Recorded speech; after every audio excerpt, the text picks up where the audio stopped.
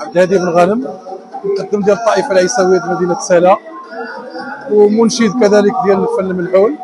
تيحصل لي الشرف انني نحضر في هذه الدوره الثانيه عشر المهرجان الدولي ديال الملحونيات في مدينه ازمون، وهذه المشاركه ديالي الثالثه هنا في هذه المدينه العزيزه. اليوم كان عندنا واحد العرض اللي شويه مخضرم كيجمع ما بين الفن العيساوي والفن ديال الملحون، بحيث اننا قدمنا واحد جوج ديال القصائد كيتسموا في الملحون بالاعراض، ان الواحد كيتجاوب هو الشاعر الاخر في نفس القياس في نفس المرمى.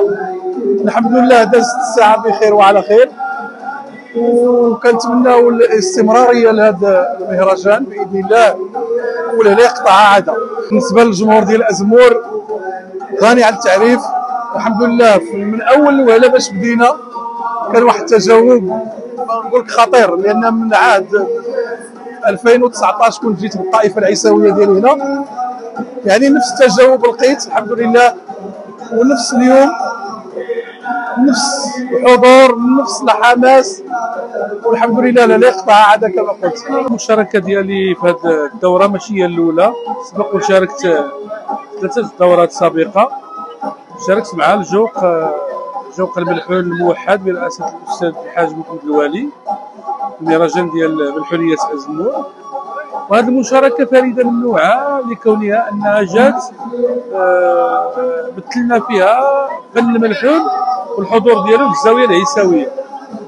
كما تتعرفوا ان الملحون ديوان المغاربه والحضور ديالو كاين بزاف ديال المناطق، اغلب المناطق المغربيه، والشعراء ديالو متفرقين على مختلف الربوع ديال المملكه، وبزاف ديال الزوايا الصوفيه اللي كتاخذ القصايد ديال الملحون وتتغنيها في المناسبات بحال مناسبات المولد النبوي الشريف. فنخصو بالذكر الزاويه العيساويه. حنا اليوم مثلنا الزاويه العيساويه مهرجان ملحونيات ازمور. الزاويه العيساويه كيف معروف عليها انها تغناو فيها القصايد ديال الملحون بصيغه الذكر العيساوي. كاينين شعراء ديال الملحون معروفين اللي بدعوا قصايد خاصين بالطريقه العيساويه. على اي الحمد لله هذا المهرجان مشهور بالتنوع ديالو، ومن المدافعين الكبار على الملحون، والحمد لله هذه الجهود ديال هذه الجمعيات باشراف اكاديميه المملكه ووزاره الثقافه عطات الاكل ديالها بانه تصنف الملحون تراث عالمي لا مادي للبشريه.